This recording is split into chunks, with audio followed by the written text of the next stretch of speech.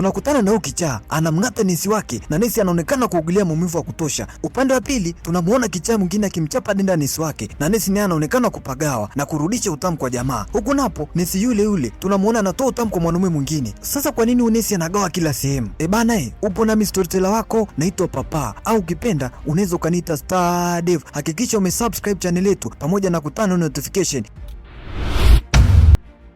Sasa kunao marafiki wawili, Amaka pamoja na Uche. Wote wamehitimu katika chuo kimoja cha afya, yaani kiufupi wamesomea unesi, na leo wamekuja kuangalia sehemu walizopangiwa kwa ajili ya kwenda kufanyia field. Sasa Uche yeye akakuta amepangiwa hospitali tu ya kawaida, Amaka akakuta amepangiwa hospitali ya wagonjwa wa akili, yaani vichaa, akili na mwili vyote vikachoka kwa pamoja. Mwenzie akamwambia lakini sio mbaya. Amaka akamwambia sio mbaya kivipi? Uche akamwambia sikia, nilipopangiwa mimi kwanza wafanyakazi wameshazeeka na pia mama tuone wanakuaga ni wajeuri kinoma, so mimi naona bora yako wewe. Mwenzie akamwambia bora yangu mimi? Yaani bora wewe ambao umepangiwa na watu wenye akili timamu. Embo angalia mimi naenda kupambana na watu vichaa. Uche akasema najua una uvumilivu wa kutosha, hivyo kazi yako ito kushinda. Basi wakawa wanacheka pamoja na kutaniana. Amaka akawa analalamika tu, anaenda kudili na watu vichaa, jambo ambalo hakulipenda kabisa. Kesho yake asubuhi ya mapema akafika kweli paka kazini. Kwanza mlinzi wa getini anaonekana dishi lake limeshayumba mapema sana, ni vile tu hajapatiwa cheti kama vichaa waliomo huko ndani. Mlinzi ikabidi ampokea Amaka na kumpeleka paka ofisini. Huku napo kuna kichaa ametoroka udini, amekuja paka huku mapokezi. Nesi mkuu anaitwa Chifu akaanza kudili naye kumrudisha.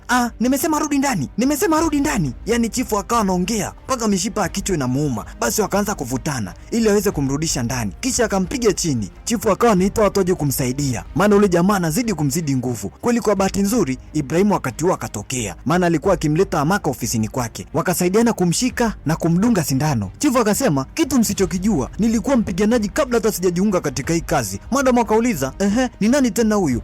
Ibrahimu akasema amepangiwa hapa, alikuwa anataka kuonana na wewe. Chifu akasema okay, kwanza niiteni si Abigail pamoja na Flora waje kumtoa huyu mwe hapa, na wewe nifuate ofisini kwangu. Amaka akawa anaogopa kinoma, maana ameshakutana na vitumbu kwa mara ya kwanza hata kabla ya kuanza kazi. Sasa ofisini Chifu akamwambia wewe ndio nisimpe kwa ajili ya mafunzo? Amaka akatikisa kichwa na kusema ndio, maana alichokutana nacho huko nje kimemwogopesha kinoma. Chifu akasema mimi hapa ni chifu, au unaweza ukaniita dokta kwa sababu nina uzoefu na vichaa. Basi Chifu akamuuliza Amaka alichokisomea. Amaka kweli akataja alivyovisomea. Chifu mwenyewe kwanza akaishiwa pozi, maana hiki elimu ameacha mbali sana. Yeye anachojisifu ni kwamba ana uzoefu tu na vichaa, lakini elimu hana. Chifu akamuuliza labda una uzoefu wowote ule? Amaka akasema hapana. Chifu akamwambia unastahili kunithibitishia kwamba unastahili mshahara wangu, umesikia? Amaka akasema ndio. Chifu akamwambia unaanza kazi leo, usije kuniambia unataka kurudi nyumbani alafu eti kesho ndo urudi. Amaka akawa na hofu kinoma, maana sio kwa vichaa waona huko ndani.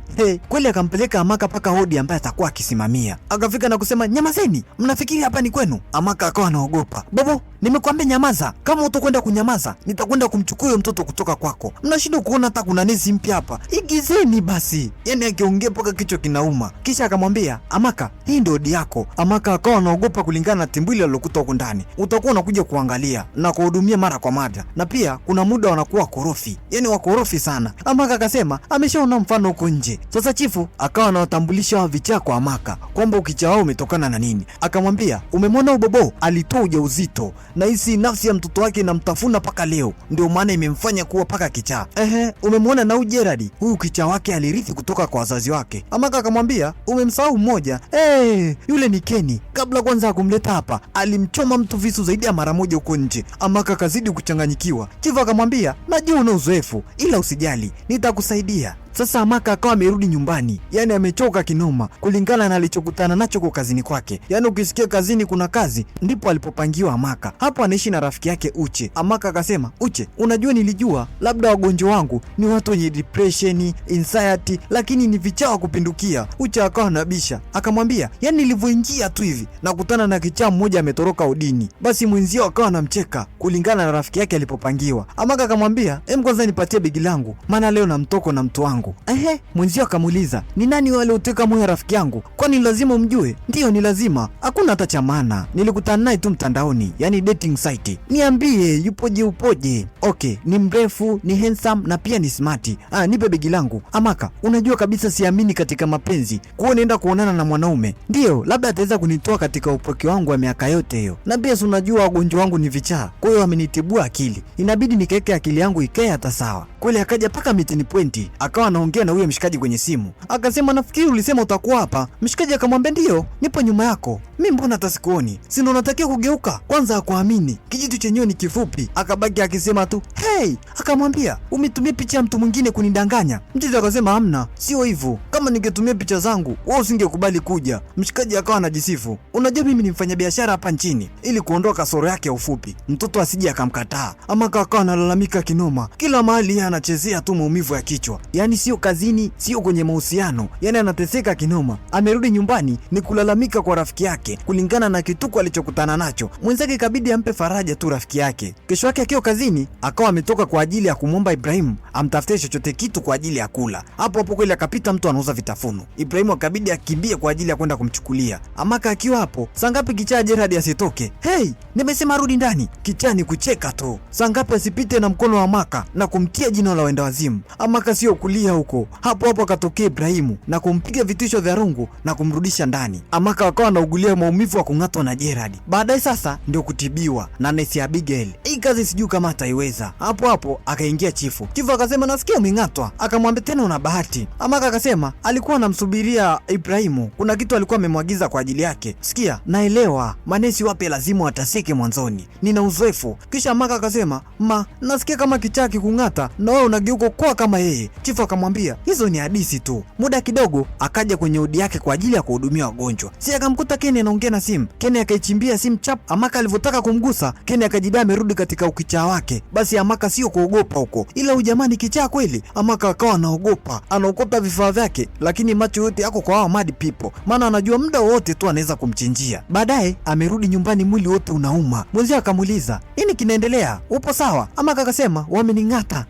Ina maana gani? Sijakuelewa. Eti kwamba wagonjwa wako wamekutia jino? Uche akasema, nimekuwa nikifikiria kuhusu hili, bora utafute sehemu nyingine kwa ajili ya kufanyia field yako. Amaka akasema, hii haina umuhimu kwa sasa. Mwenzio akamwambia, ina umuhimu, wamekung'ata eti. Amaka akasema, unajua kabisa naweza, nahisi kuna kitu naweza kukibadilisha kwao. Mwenzio akawa anazidi kumsitizia achane na hiyo kazi. Asubuhi ya mapema mno, mshikaji akaja tena na kujitambulisha kwamba ni Tuchuko, ni boyfriend wake na Amaka, na kumwambia amemletea zawadi mpenzi wake akiwa amebeba mkate pamoja na karanga za kutosha. Uche akamuuliza ni kwa ajili ya nani? Mchizi akasema Amaka. Uche akamwambia Amaka aishi hapa, lakini nilimfuatilia nyuma na kumwona anaingia hapa. Uche akamkataa kabisa mshikaji kwamba Amaka aishi hapa, labda umekosea kufanya uchunguzi. Basi mchizi akasema hakuna shida, kama ukimwona mwambie Samboi wake hapa Tuchuko alikuwa akimtafuta. Uche akabaki anacheka. Uche alivyoingia ndani, Amaka akamuuliza, ni nani ulikuwa unaongea naye? Ni boyfriend wako? Una kichaa? Mimi sina boyfriend. Ndio ikabidi Uche amwambie kwamba ni Tuchuko. Subiri, umesema ni Tuchuko alikuwa hapa? Ya, ndio alikuwa hapa. Amewezaje kujua ninapoishi? Akamwambia baada ya date nyingine wa kwanza kufeli, alikufuatilia paka unapoenda. Amaka sio kuchoka huko. Akamwambia afu unajua nini? Alikuja na zawadi, mkate pamoja na karanga. Amaka ndo anazidi kuchoka, maana jamaa yenyewe anemfuatilia ni mbilikimu hatari, naye amtaki kabisa. Sasa kazini asubuhi, chifu akamwambia naona umeshaanza kupona. Amaka akasema ndio, sasa hivi anajisikia poa. Hizi si ndizi? Ndiyo mama, mgonjwa alioning'ata jana alikuwa akitaja banana, nafikiri unajua atakwenda kuzipenda. Chifu akasema umetumia pesa nani? Amaka akasema ametumia pesa yake.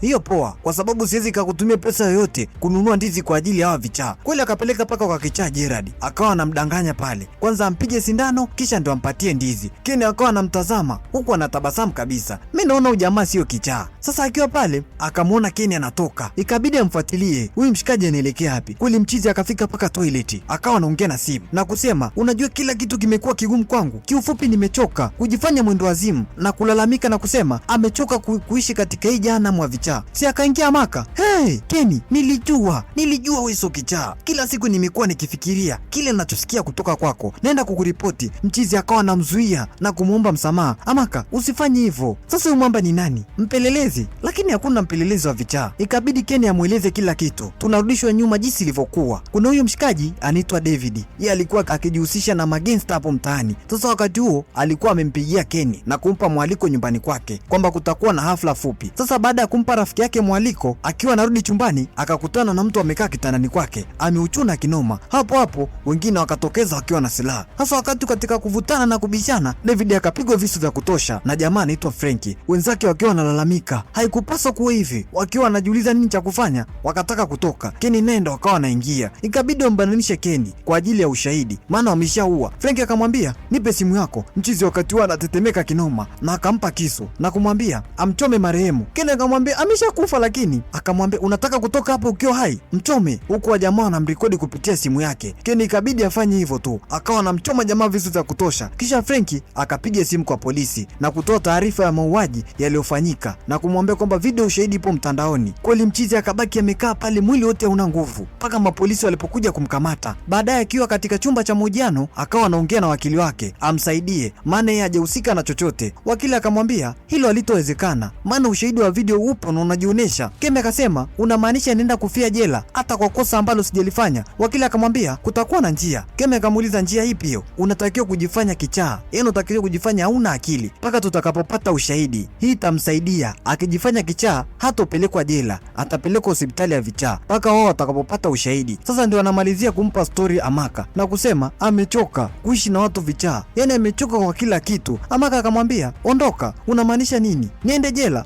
Hapana. Amaka akamwambia kwangu mimi naona hauna chaguo. Mchizi akamwambia unaweza kunisaidia tafadhali? Amaka akasema nawezaje kukusaidia? Hii ni kesi ya mauaji, siwezi kujifanya mwema na kuingia hatarini zaidi. Mchizi akazidi kumwomba Amaka amsaidie. Amaka akasema natakiwa kufanya nini? Kemi akasema jina lake yule muuaji anaitwa Franklin na wakili wake ana historia yake yote. Jina lake kamili anaitwa Franklin Osasi. Amaka akagoma kabisa kumsaidia mshikaji. Saa ngapi asitokee Nesi Abigail? Nini kinaendelea? Kisha Kemi akajifanya kichaa kama kawaida. Nimesikia amekuita Nesi Amaka. Amaka akamwambia una uhakika? Abigail ikabidi afunge, maana hapo ni hospitali ya vichaa, muda wote kuchanganyikia ni kitu cha kawaida. Sasa baadaye ikabidi amwambie shoga yake kuhusu Kenny kwamba yule jamaa sio kichaa kabisa. Uche akamwambia usimwamini kila mtu, maana mtu yote anaweza kutunga story kama hivyo. Akazidi kumsitizia kuhusu Kenny, maana kesi ya Kenny ni ya mauaji, maana mtu na shoga yake wanapendana kinoma. Kesho yake akiwa katika wodi ya wagonjwa akamwambia mshikaji amepata anwani ya yule mhalifu. Kenny akamwambia utaenda kukutana naye? Nikutane na nani? Hivi una akili kweli wewe? Wakati huo Nesi Abigail alikuwa akisikiliza mlangoni. Mchizi akamwambia hawezi kukuzuru, kuna mtu kwanza unatakiwa kwenda kukutana naye, atakwambia kila kitu kuhusu wewe. Hapo hapo akaingia Abigail kwa ajili ya kuwafuma, lakini anakuta kila mtu yuko busy na mambo yake. Yes, Nesi Abigail, kila kitu kipo sawa?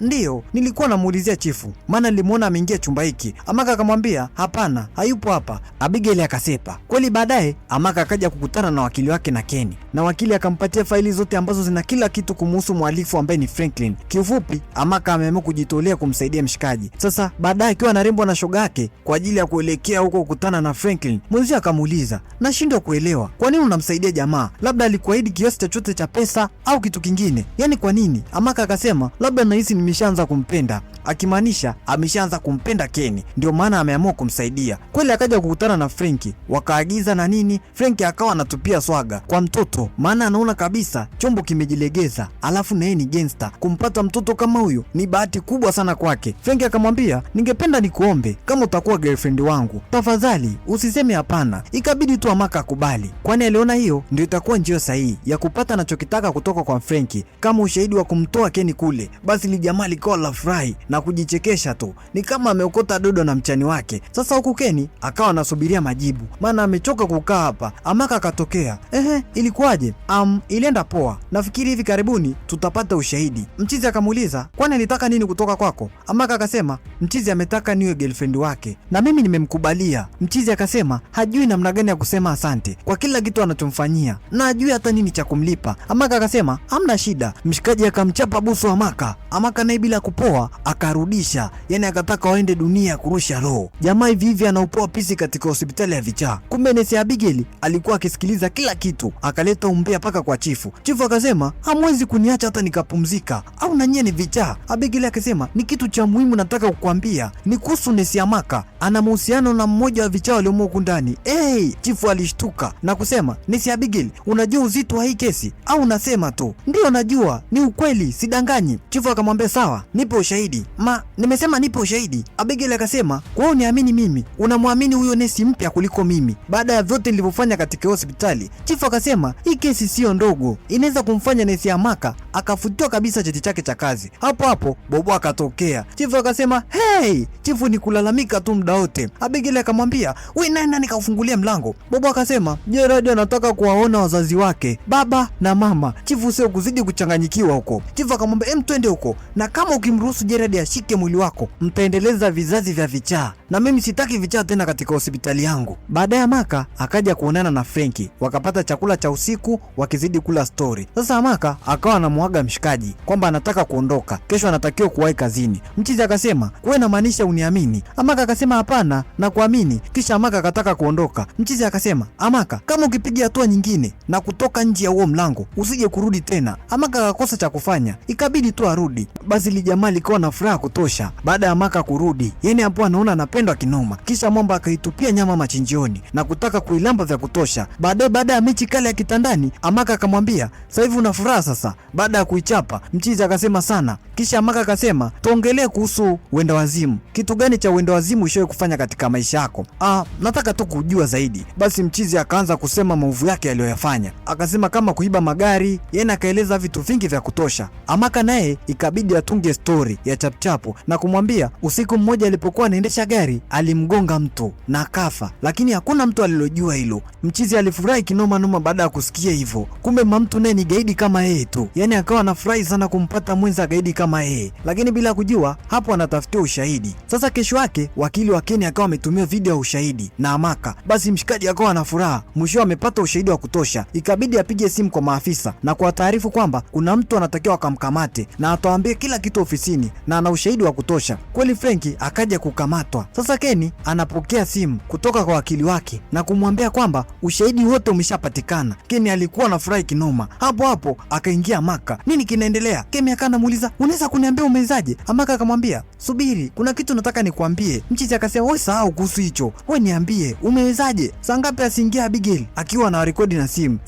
Nimewapata sasa. Chifu naye akaingia akawa anapiga makofi. Sasa kumbe chifu anampongeza Nesi Amaka kwa kumsaidia Franklin kuwa huru na kuiweka ajira yake hatarini. Abigail akawa anashangaa, unamaanisha wewe sio kichaa? Kisha Keni akamwomba chifu ampatie Amaka likizo kwa muda. Chifu akasema hakuna shida, mnaweza mkaenda tu. Sasa yeye Abigail akawa elewe kabisa kinachozungumzwa. Keni kweli akawa free. Sasa Amaka anamwambia kuna kitu anataka kumwambia. Keni akamwambia, nini iko? Amaka akasema nimelala na Frenki. Keni kwanza alishangaa, umefanya nini? Amaka akasema, samani, nilitaka tu aniamini vya kutosha ili niweze kupata ushahidi kwa uharaka. Keni akasema, usinishike, ina maana ulikuwa na chaguo moja tu la kutanua miguu katika kitanda cha adui yangu? Amaka akasema, Keni, nimefanya yote kwa sababu nakupenda. Keni akamuuliza, hivi ulifikiria kile unachokifanya kabla ya kukifanya? Amaka akazidi kujitetea kwamba alifanya yote kwa sababu anampenda. Keni akamwambia, umelala na adui yangu, ungepaswa hata kuifanya iwe siri basi. Amaka akasema, siwezi Keni. Mchizi akamkataa na kuondoka. Emfikiria, Amaka amelala paka na mwanaume kwa ajili ya kumsaidia jamaa kwa kutumainia kwamba akitoka wataendeleza uhusiano wao, lakini mwishowe msikaji baada ya kupata uhuru wake ameamua kumkataa kabisa. Amaka akazidi kuchanganyikiwa. Sasa siku kadhaa baadaye akaja tena kukutana na Keni. Akajaribu kuongea na Keni, lakini Keni alikataa katu. Keni akamwambia, yani ninavyokutazama wewe ni sawasawa namuona adui yangu, so mimi nashukuru kwa vyote ulivyofanya kwa ajili yangu, lakini siwezi kuwa na wewe. Kisha mshikaji akaondoka. Amaka akabaki tu kuita, akamwambia tunaweza kuongea, lakini mchizi wapi, hakutaka kabisa kugeuka. Sasa kesho yake asubuhi, Amaka akiwa anaelekea kazini, mshikaji mmoja anapita na gari lake na kumwambia ingekuwa poa kama angepanda. Amaka akamwambia, wewe unanifahamu mimi? Mchizi akasema, ndio, mimi pia nafanya kazi katika ile hospitali ya vichaa. Basi Amaka akakubali, akapanda gari, na hapo ndio ikawa hatima ya Amaka kupendwa na huyu jamaa. Na hapa ndio inakuwa tamati ya huu mzigo unaitwa The Metal Home. Pia usisahau kuacha komenti yako hapo chini pamoja na kulike. Pia usisahau kusubscribe channel yetu. Bye bye.